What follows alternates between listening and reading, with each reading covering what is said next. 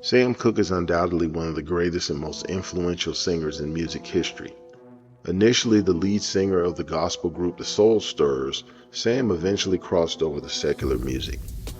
Once there, he immediately began to make his mark in R&B and pop with hits like You Send Me, You Were Made for Me, and I Love You for Sentimental Reasons.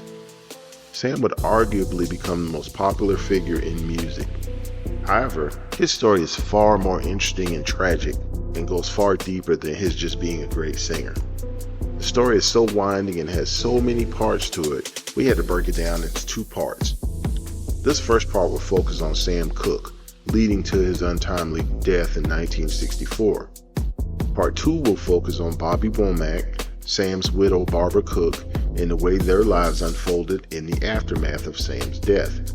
During these stories, we'll discuss how Sam Cooke was stabbed in the back by his protege Bobby Womack. Some of this stuff is so crazy it will sound made up, but unfortunately for those involved, it's all absolutely true. Sam started his professional singing career as the lead singer for the gospel group the Soul Stirrers in 1951. He stayed with the group until 1957. At that point, he wanted to cross over to the secular world of music, seeking fame and fortune. He would make the change, and within less than a year, he was already a star. At the same time, in his personal life, Sam had gotten married to Dolores Milligan in 1953. They were divorced in 1958. Later that same year, he would marry Barbara Campbell. This would be the second marriage for both Sam and Barbara. Sam first met Barbara when he was 18 and she was 13. Barbara would have the first of 3 children she had with Cooke at the age of 17. A daughter, Linda, was born in 1953.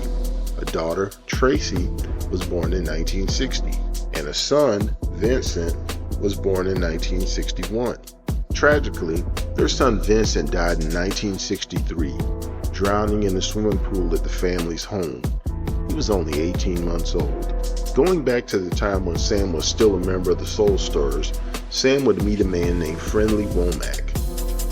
Womack was the father of 5 sons who comprised a gospel group called the Womack Brothers. Womack wanted his sons to open for the Soul Stirrers on tour. One of his sons was Bobby Womack. The Womacks all met Cooke in 1956, when Bobby was 12 years old. Bobby was the middle child of the 5 brothers. Sam set up the Womack brothers, Friendly Jr., who was 15, Curtis, who was 14, Bobby, who was 12, Harry, who was 11, and Cecil, who was 9, to tour across the country. At one point, the Womack brothers toured with the Staple Singers.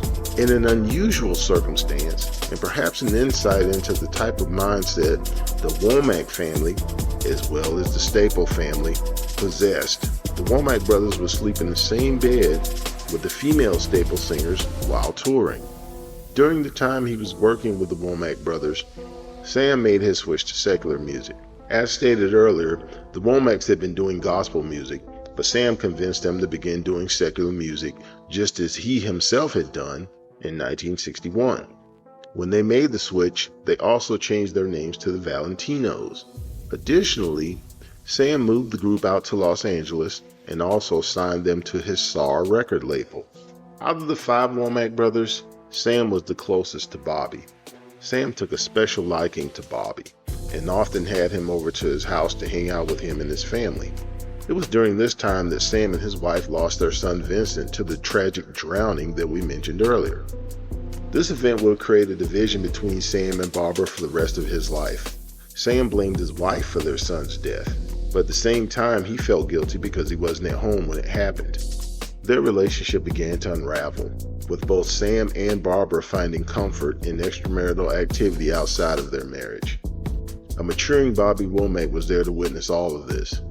What had started out as a 12-year-old teenager, and perhaps a little brother figure to Sam, was at the time of Vincent's death an 18-year-old man. After his son's death, Sam began to pour himself into his music more than ever. He was often gone from home, either working in the studio or touring. He also became more promiscuous, eschewing his marriage vows numerous times with numerous women. In fact, Cooke would reportedly have 3 children out of wedlock outside of his marriage. At the time of his son's death, Cooke was 32, his wife was 28, and Bobby Womack was 18. It's not hard to imagine his wife would find solace in the arms of family friend Bobby Womack. The next year after his son's death, Sam was killed at the Hacienda Hotel in Los Angeles on December 11, 1964. The way the story went, Sam rented a room at the $3 a night hotel with a woman who was later found to be a prostitute. The prostitute later stated that she feared Cooke was going to rape her, and that she ran to safety after Cooke took off his clothes and went to the bathroom. She ran out of the room with Cooke's pants. After coming out of the bathroom, while mostly naked, Cooke went looking for the woman. While doing so, he encountered the hotel manager, Bertha Franklin. Franklin claimed that Cooke attacked her. She in turn shot and killed him, supposedly in self-defense. The circumstances were murky and controversial, but the shooting was ruled a justifiable homicide. The entire world was shocked and saddened by the news of the popular singer's death. But how did his wife cope with his death? How did family friend Bobby Womack factor into her future? What happened with Barbara and Sam's daughter Linda?